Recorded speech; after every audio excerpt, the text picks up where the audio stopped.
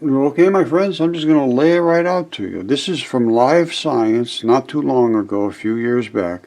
They just discovered this little dark layer here and below, which is called the interstitium. It was always seen on a slide as a flat mat, and they thought it was a thick, flat mat. It's not.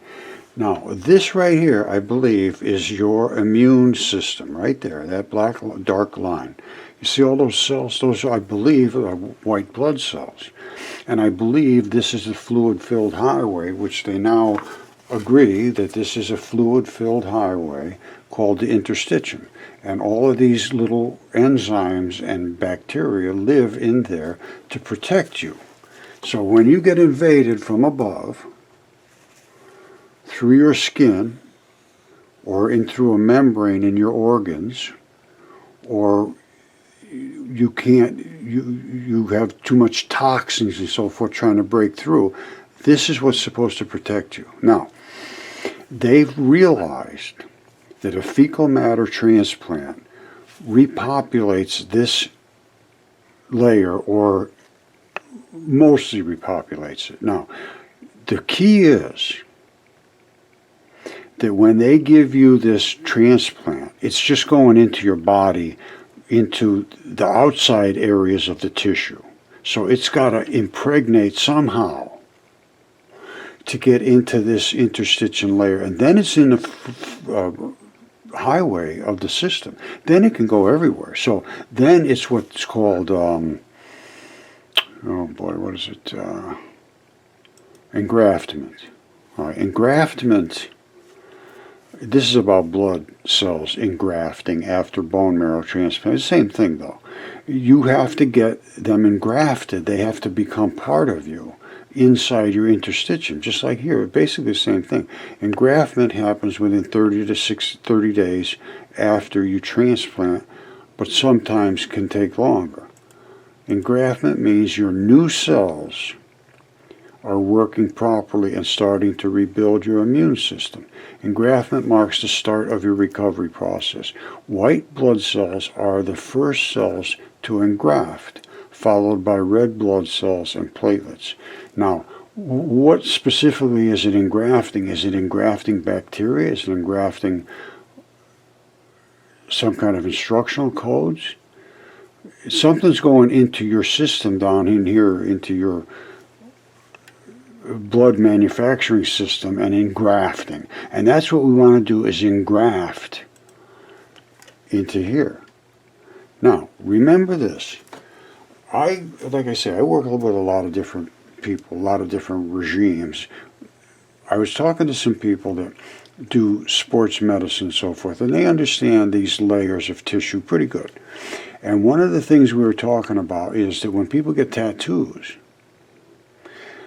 this particular layer appears to be the transport mechanism for those tattoo molecules, the dark, black. I think primarily it was something black.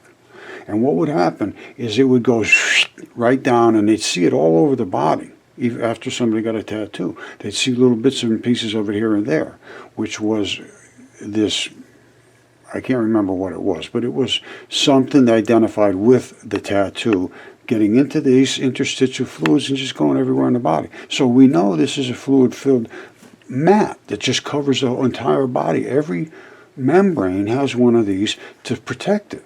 That's the barrier, and it's what's called a bilipid membrane. And then attached to that, I believe, is where you have your interstitium. Is attached to the bilipid membrane, sort of hanging off it down here, so that that membrane can float around, which it has to do. It's got to be able to pull and do this and that and not open up the little gaps, because that's what holds everything back. So it's got to be stretchy and moving and all that stuff. That's what this interstitium is all about. And they never realized it was here before. You see this? It says scientists discovered a new organ consists of these fluid-filled spaces. It's shown above as the light pink layer at the bottom of this image. Well, it's not only this light pink layer, it's this here. All right? They found all these balls and straps and so forth that allow you to move around, which is fine. But the real thing that they still haven't really acknowledged is that this layer right here, this is I actually was talking with another guy, and we were saying that's your immune system. Maybe this should be called the immunothelium, because these are epithelium and so forth. That would be the immunothelium, which just attaches between your membrane and your vital flush. And they never knew this. It's just, you wouldn't think they'd be able to find something like this, but they just never saw it before, never been seen before. And the reason is because they were working with flat things, but they found it everywhere in your body. See this? Fluid spill spaces discovered connective tissue all over the body. Below the skin, the digestive tract, the lungs, urinary system, around muscles, everywhere in your body. And they always thought it was a dense wall of collagen, strong structural protein found. But the new findings reveal that rather than a wall, it's more like an open, fluid-filled highway, says Dr. Tice. Now, that changes everything, because we need to get the enzymes which are created by the bacteria. So the bacteria got to get into here somehow. Now, this apparently is in every single organ, every single membrane, be underneath your skin. Maybe you just have to do a little tap into the skin with whatever these bacteria are. Just a little, squirt right just below the skin. Get it into that layer. That's where it's got to get. If it's in that layer, I think you're going to get cured pretty quick. If that's what you're missing is the bacteria, which makes the enzyme makes the chemistry either breaks something down so that you can eat it in little bits and pieces, or goes out and kills something. It also makes structural components too, so for your bones and for your tissues, your teeth, your eyeballs, all that stuff has to be manufactured somewhere. And these enzymes that are created by the bacteria are the actual chemists that create the product to do these jobs. Once you damage your gut and your interstitial highway, you can't respond, you can't react, you can't break down the foods, you can't attack the invaders, you can't keep the junctions of the cells tight. So when you stretch and pull, you get blood vessels break, and you get weak skin, and all kinds of problems are a result of the bacteria not creating the enzymes in the correct quantities. It might sound confusing, but it really is not confusing at all. You just cannot go and kill all your bacteria and then expect them to have the enzymes to do the job. The bacteria create the enzymes. You take antibiotics, you take toxins, alcohol, all these different things that you get in you, infections and so forth. They attack your good stuff, and your good stuff has to get rebuilt and repopulated. You could take supplements, yes, very expensive. And they're just supplements. It's not like you're growing back into your system again. This is engraftment. You got to get them in there somehow. We should be able to do some studies with, sterile mouse type models and see how is it that you can get it back in there quickly. They can see how long it takes through fecal transplants, and they're using pill forms, and they're using colonoscopies. And that should be studied, how long each one takes, and how powerful the effect is. Is it getting really in there, or just a little bit? And how long do these pills last when they just take pills on the shelf? And how should you store them?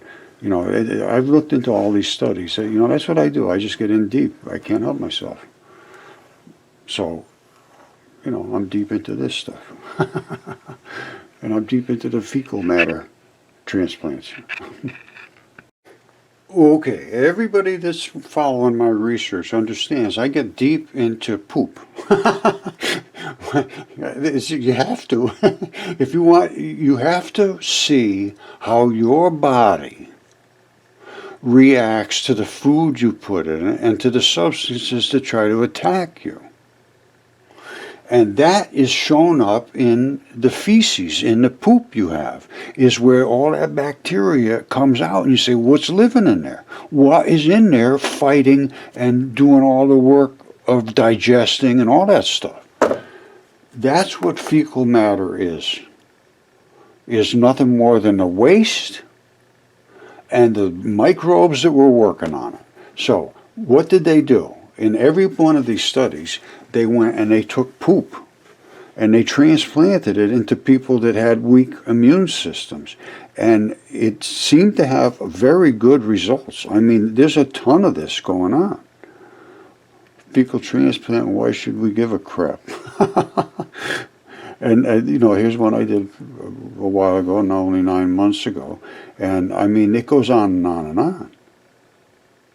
So anyway, the fecal matter transplants are something that I think should be taken a lot more seriously. And I have been showing this. And research, not necessarily go and do them, but let's get in a little more research about them. Let's find out what is going on when we transplant. And the real reason I'm bringing about this today is because of something called engraftment. Because putting this poop inside of you, somebody else's poop inside of you, until it gets in to the interstitium system, it's just superficial. So let's talk about how you need it to become part of your body. All right, let me explain something to you. Everybody's heard of probiotics, I'm sure, which are nothing more than little enzymes, and they claim bacteria, and that's fine. But those are supplements.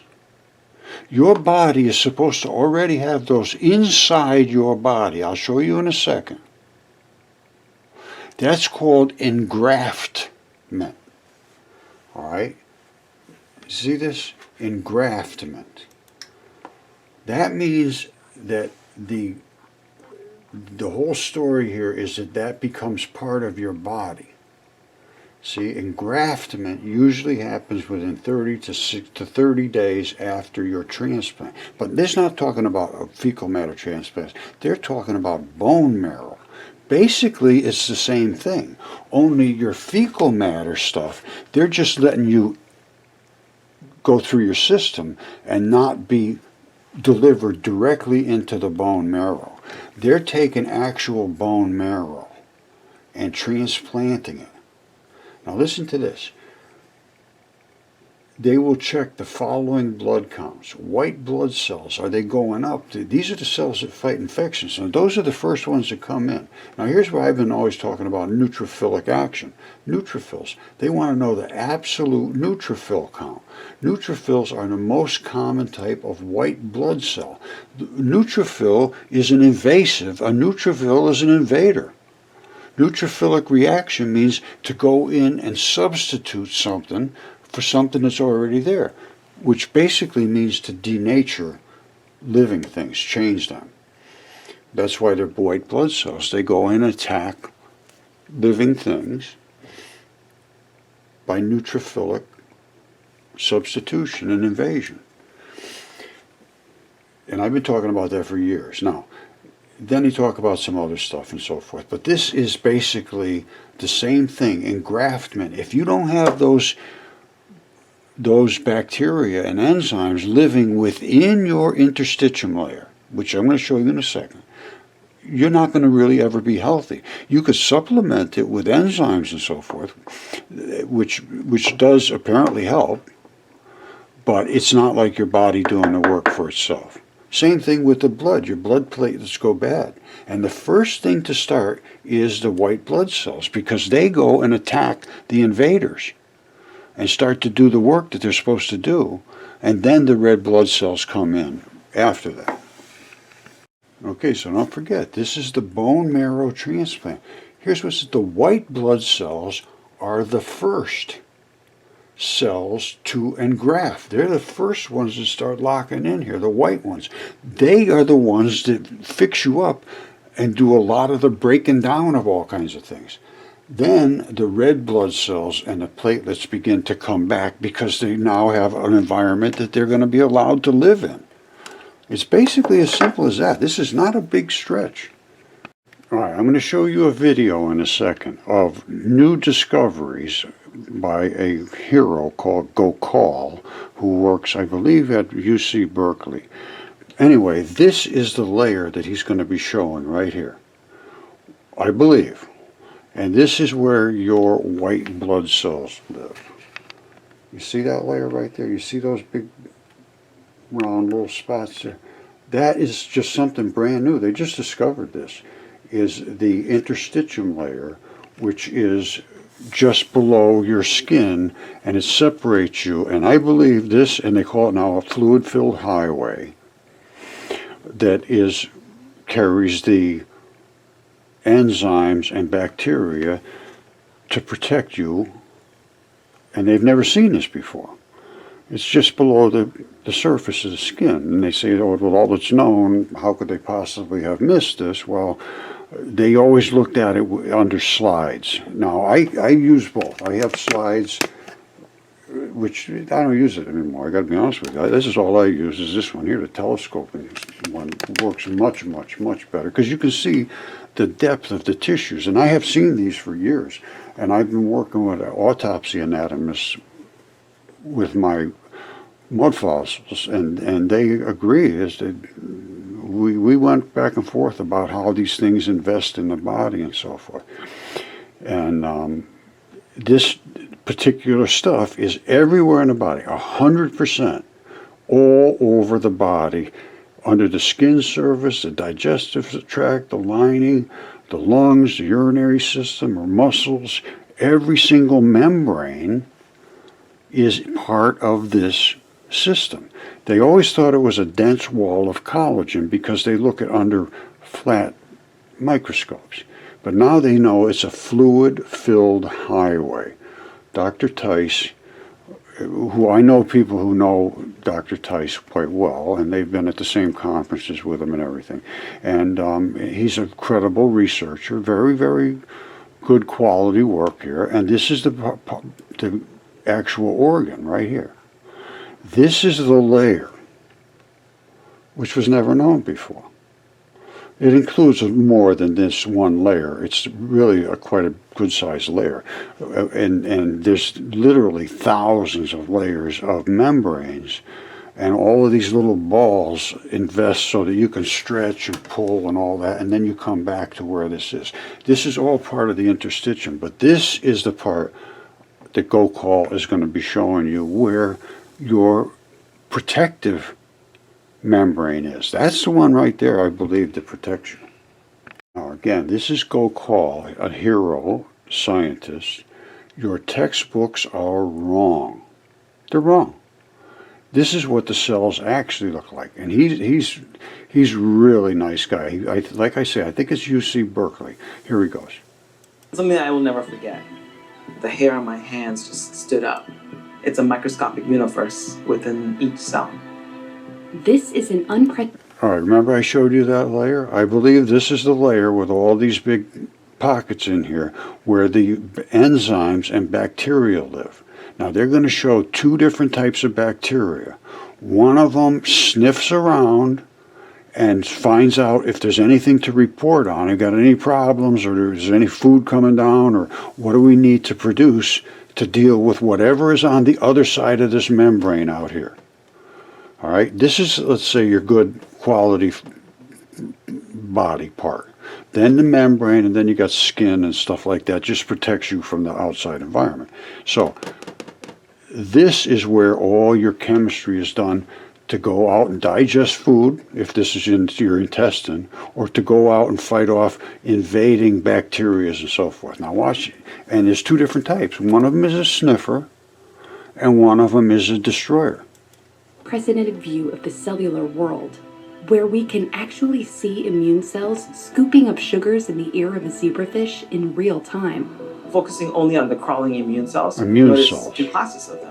One seemed was not hungry at all, but it was very active in terms of trying to figure out, what the environment is. There was another one that was kind of sloshing around with a lot of food in its belly.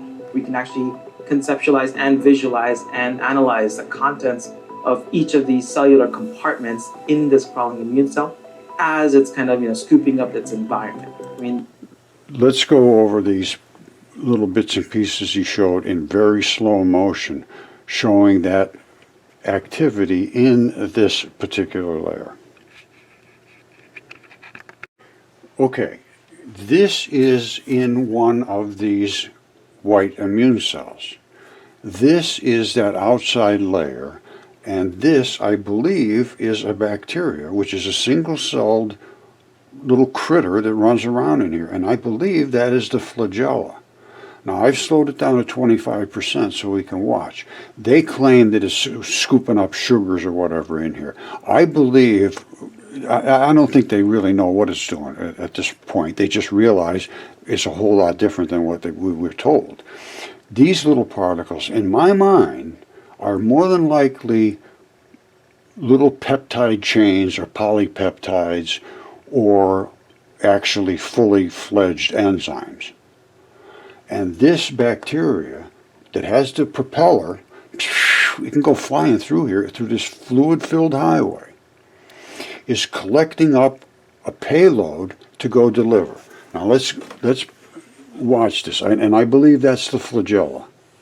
Now I'm going to back it up here a little bit, and I will be doing the talking, and I got to run it real slow, and Call's not going to be talking, I'll be the one talking. But when you see how it starts, all right, he sees this. Oops.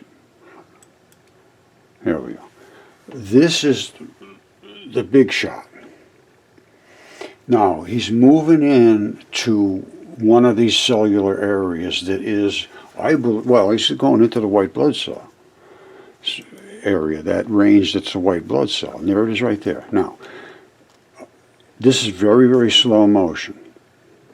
This is like the layer that could be your skin, it could be your digestive system, whatever. So he's saying, I just stopped it. This is now with a certain light so that they can actually see these different creatures, because the glow that they give off is specific to their chemistry. So this is how they can be able to see this. Now watch him going around here. It's squishing around, it's grabbing up all these little particles and pulling them together, and then it's going to squirt out through the wall. You see it? Whatever it's doing now, I don't know, but all of a sudden it comes up with all this glob of stuff and squirts right out through the wall. You see that? Now the only reason it got out through that wall is because there's an ion channel there, which says, I will let you out, and I will only let other stuff in that I want stuff to come in. I'm not just going to let anybody in and out. Now, here's the one he's talking about, which is the sniffer. Now, I'm going to show you something that is literally exactly what you are seeing. All right, I'm going to put it on stop for a second. All right, what are you seeing here? He's saying this thing here is running around right here on that edge, sniffing around. Is anybody coming trying to bust through here into our good tissue? And it is like one of these little particles like this. And every one of these is a different amino acid, which has a different charge.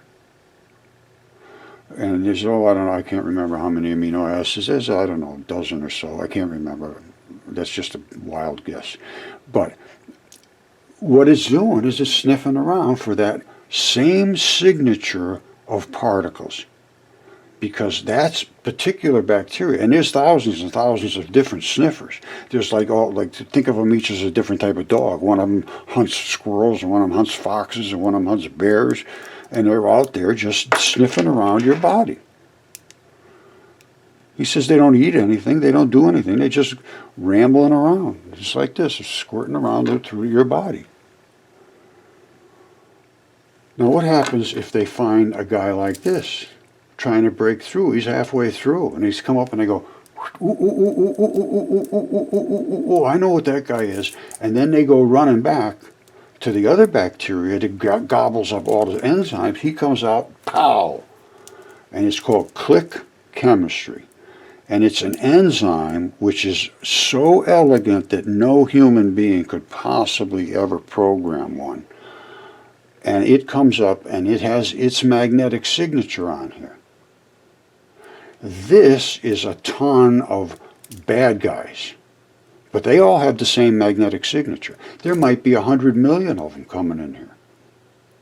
This guy, one single guy sent out here with this particular magnetic signature comes up and he sees this whole ball of them that are trying to eat through your cells. And he goes, done, all dead. Instantly, at the speed of light. That's called click chemistry. One single bad guy, a good guy, they're all gone.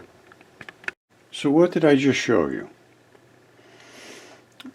In this layer here, which is your skin or the coating of an organ, it's a membrane of some sort. It's just tissue that it can get invaded, and no big deal. It dies off quickly anyway. But down here is your good stuff. This down here, you don't want that to get invaded. So there's a layer here, and those are the exact same things that I showed you that Gokul was showing. I believe this is that exact same layer. And then what did I show you? I showed you the guys gobbling the stuff up. And first of all, there was a sniffer out here that went around and says, ooh, there's a bad guy over here. He alerts somebody in the stream, I'm not sure how. Some chemical signature comes into that stream, and the bacteria sends out a package with its flagella going a bazillion miles an hour and slams into it. Click chemistry, it's all over. All right, this is by Ultra Clear. It's a company that makes chemistry to clean water, apparently. But all I care about is what they are talking about, and this is exactly correct. Bacteria are living cells. They're single-celled, living little buggers with propellers on them, most of them. They call it flagella. They have the capabilities of consuming, of eating wastes of all kinds of different types. They go out and gobble it up and break it up into little bits and pieces. And it doesn't mean consuming, it means changing it, consuming it, it's reconstructing it, of all different types. They can reproduce, so they can make more of themselves, and they produce enzymes, which are catalysts, and I will show you those, and there is almost nothing that can produce them other than these bacteria. Better said, bacteria are the factories that produce these enzymes. And where do you see the enzymes? It's just staggeringly, stunningly elegant. Okay, let's be 100% certain you understand. What we're trying to stop is an invasion past this point. Out here you get a little red and you get a little sore, and it clears up because they're still attacking from here. But once it gets past this barrier, that's when you're in trouble. So these are the guys that are floating around through there, sniffing, and then when they find a bad guy, they come back to the other guy, the bacteria, and he goes and gobbles up all the stuff and turns them into proteins, enzymes. They go out and they click on that ball that's trying to get through, bam, all gone, dead. Let's look at it in detail. This is that layer. Once it starts to eat away, then there's nothing can stop it. It goes right through. This is what you got to stop, is that growth. Now you saw Gokul's video there. What's going on, this was the little thing that was scooping up all that stuff, I believe, which is a bacteria. It's a single cell, but it has all kinds of really good information and programming capabilities. Now, some of them have fuzz sticking off of them. Some of them have a whole bunch of hairs hanging off of them. Some of them are bald. Some of them have one flagella. Some of them have 10. It's crazy. Now, this is what they do, is they poop out these little particles. Just like I showed you before, a chain of them. Well, let's look at it. Right out of here, the DNA says, I want you to squirt out all of these yellow, green, blue, and they come out like this, and then They might be little tiny short ones. They call them peptides. Then there's polypeptides, which are longer ones. And then there's full enzymes, catalysts, and so forth. But the little bits and pieces are all over the place. And the big bits and pieces are when they bind them together. These things are very, very, very intelligent. These bacteria are just stunningly intelligent. This is what their end product is. There's nobody could program that in the world. And if it's not exactly identical to that every time, it doesn't work. That's called denatured. So all of these little magnetic places are all over this thing. And if they're not exactly correct, this doesn't work. Can you imagine making that? That's what that bacteria does. Absolutely phenomenal. And this is what it is. The little balls came out, and then they start to spin up, and it's an enzyme, and enzymes are proteins. Yes, they are. Absolutely, they are. And proteins are the things that all of these little chemical reactions rely on. Because proteins are catalysts. They're enzymes. They speed up reactions hundreds of thousands of times per second. You'd just sit there doing nothing for years before anything would change in your body. You have to have these enzymes. You don't have them, and the only way you get them is from bacteria. So there's something to be understood here about the bacteria and how to get it to engraft. That's the key. Now, I mentioned the amino acids before. There's 20 of them, I believe. And they come out in all these different little colored beads, basically. And then the transfer RNA reprograms this messenger RNA to become exactly whatever the program is. I mean, it's just really unbelievable. Incredible, actually. You know, the crazy thing is, I was doing this work with the interstitium and trying to figure out what these little black balls were and all these straps years ago, back in 2010, and I contacted an autopsy guy, one of the best really in the world, and he was the only one willing to talk to me. And at that time they called this fuzz. They just said, it's just stuff that's padding in there, it doesn't mean anything.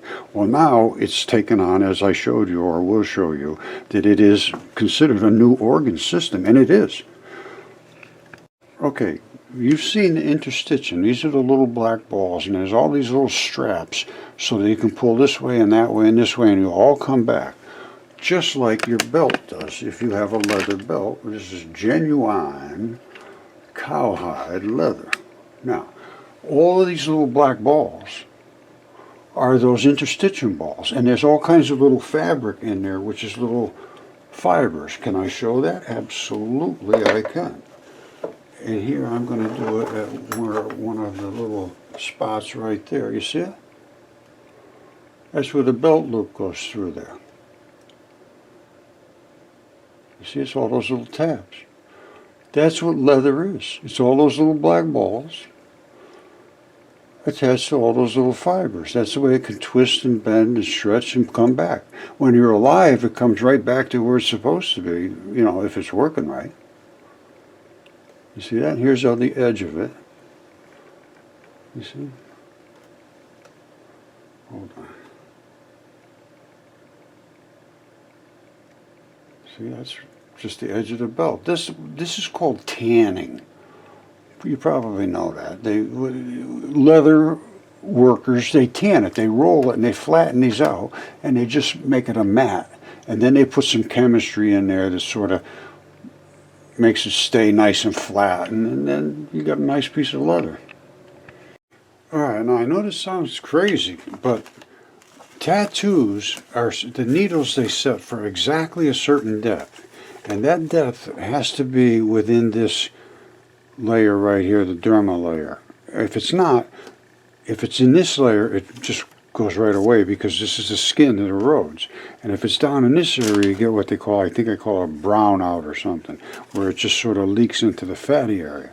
But in here is the protected area that is for tattoos. This right here again, that is, I believe, where your lymphocytes, your white blood cells are, and your bacteria and enzymes. Now, if we could somehow repopulate that, almost like by tattooing it into there, like a little needle, and squirt in those bacterias and whatever else is necessary. They might even be fungus. I don't know. It depends on whatever is in the healthy layer of people that are healthy. And somehow we'd have to be able to just pop it into there. Otherwise, I don't think you're going to get what they call engraftment. It's not going to become part of you.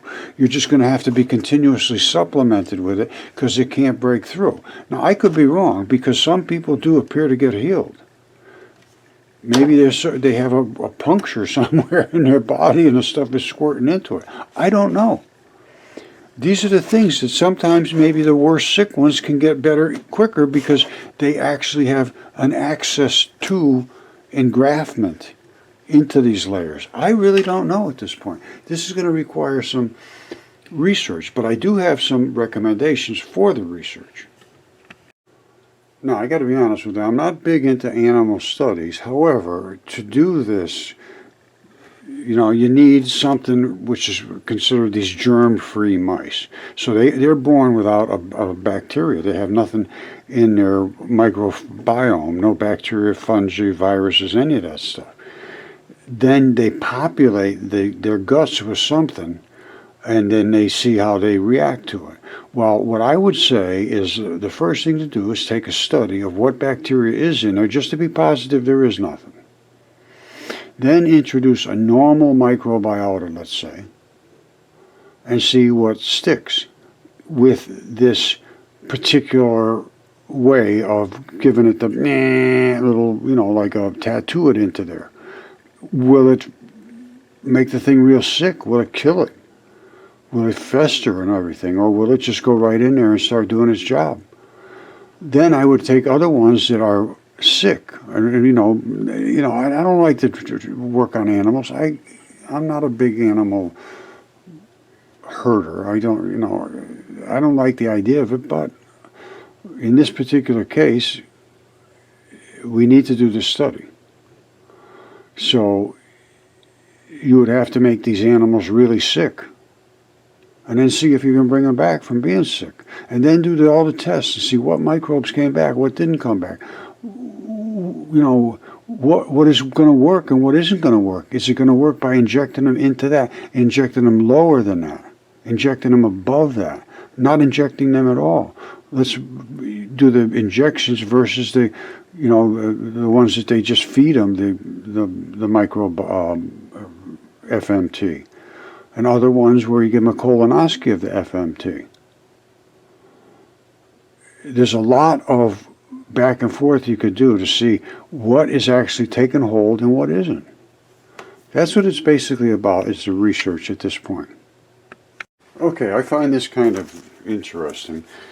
Gut microbiota changes in constipated women of reproductive age. Well, they just came out with a pill that jiggles your gut so that the feces gets mixed up so that they think you'll have better digestion. Well, I don't know if that's a good idea, but that's what they're doing. Now, it's saying chronic constipation, one of the most prevalent functional gastrointestinal disorders, yet they don't know what causes it. It's still, the mechanism's still unclear. The mechanism is that you don't have the gut bacteria to break down the product, so you get constipated. Now here, and they just did this big study. It says the overall composition of gut microbiota changed in women of reproductive age, characterized by a loss of pro-bacteria and an increase in bad bacteria. The abundance of some butyrate-producing bacteria is also reduced. Butyrate is something of quite interest. I have to really look into a lot deeper.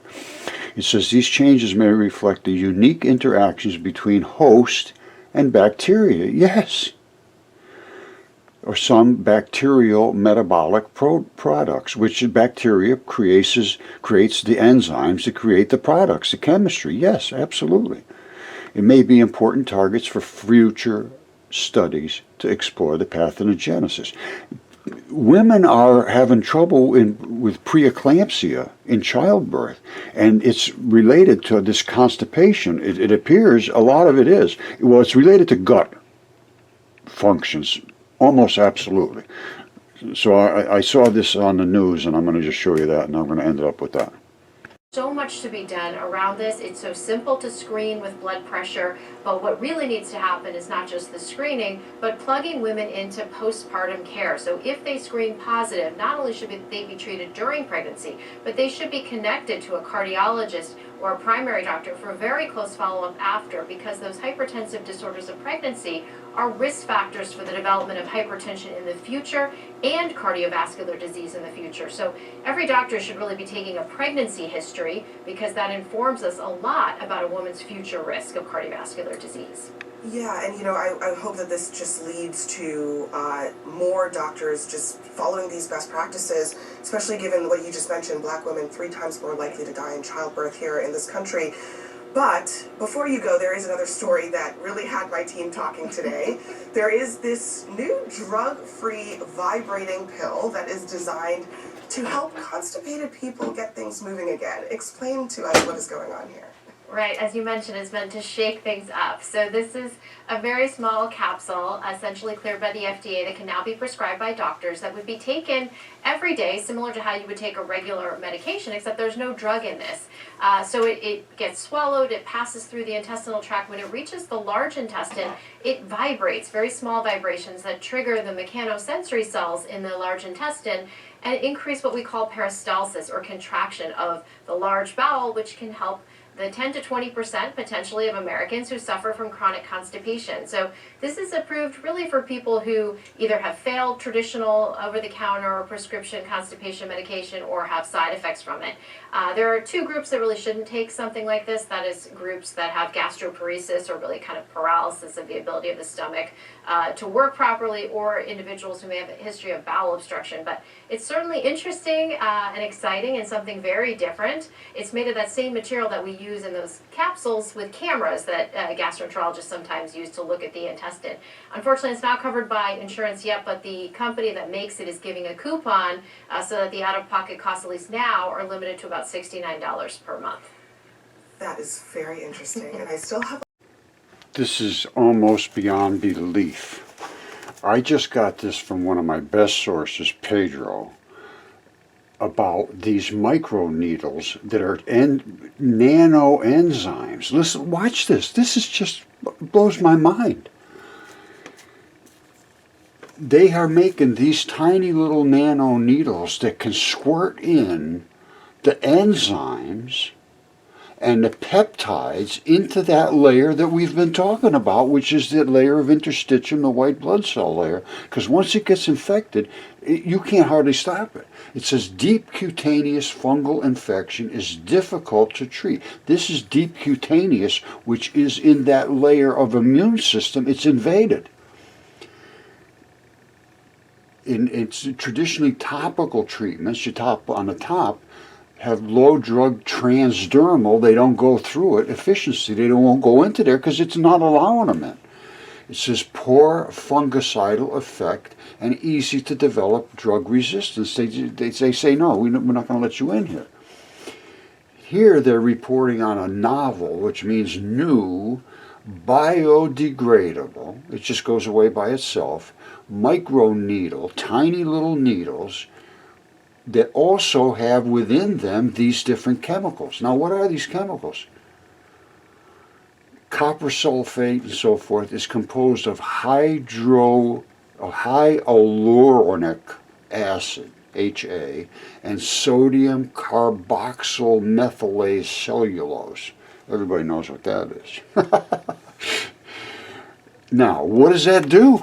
What does all that stuff do? Big deal. We squirt it in there. What's the big deal? What does it do? Well, here's what it does. At the same time, simultaneously, it delivers copper sulfide, which is a nano enzyme. This is blowing my mind. This is a nano enzyme. And it also introduces an antimicrobial peptide. That's part of the amino acid chain. This is blowing my mind. Listen to this. It catalyzes hydrogen peroxide. I've been showing that when you put hydrogen peroxide on blood, it bubbles up like that. It catalyzes it, because catalyze is what's happening in your body. I'm in outer space here. It's the antimicrobial pesticide. It catalyzes hydrogen peroxide to produce reactive oxygen species, directly destroying the cell membrane of the fungi. This is off the charts. Now, why can't they do that with the enzymes that are missing? And why are the enzymes missing? Well, the enzymes are missing because the bacteria is missing. We need to be able to invade that layer. It's called engraftment. All right, let me come off the ceiling. I'll talk to you later. All right, now this is a biodegradable patch, they say. If you could load this with the correct enzymes, you may just be able to stick a patch on here every couple of days and reload your enzymes, not necessarily reload the bacteria. Best would be to let the bacteria get in there, but then you might have some infections and so forth. I don't know. Even with the enzymes, you may get infections. I don't know. But this is the layer that we have to invade, and this is exactly what this is all about, is to invade that layer. This new patch. It just came out a couple days ago. See right here, this just came out. February 7th, 2023, this hydraulic patch. Drug resistant, all of that stuff. I'm going to dig into this deep, but boy, I tell you, this is encouraging. All right, you might know I've been working with some very top people, top experts in this field that do bacteriology, people that do the fecal transplants, people that are bringing in the public to train them in Ireland. I have a person there, Marguerite, and of course my friend Andy, and then somebody else named Jason. We've been all working sort of together to try to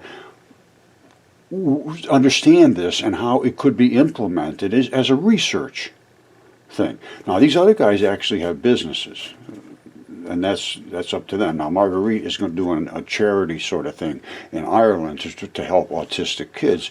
It's a conglomeration, but this excites me to no end, because if this is really true and they can make that little patch and put it on you, and then it just biodegrades and goes away, and it invades that specific layer. That's the problem. You got to get it into that layer, otherwise it can't travel through the system. It's outside the layer of fluid-filled highway. That doesn't work. It has to be in that layer. All right, now I just showed you the patch. This is the layer that you have to get to right in there. That's the layer right there.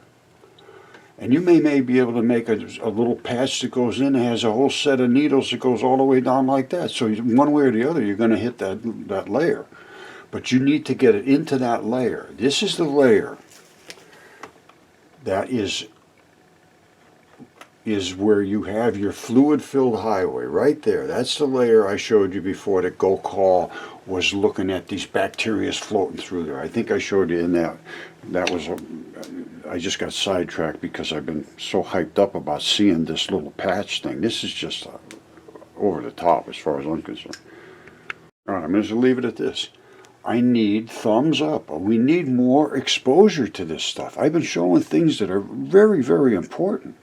And it's been suppressed by the people that, really allow you to see things, basically, and dictate to you what you must say to be considered part of the, science. Well, let's do some discussion, open discussion. So spread the word, share these things. This literally could be the cure for cancer. Cancer is invasion. All right, I love you.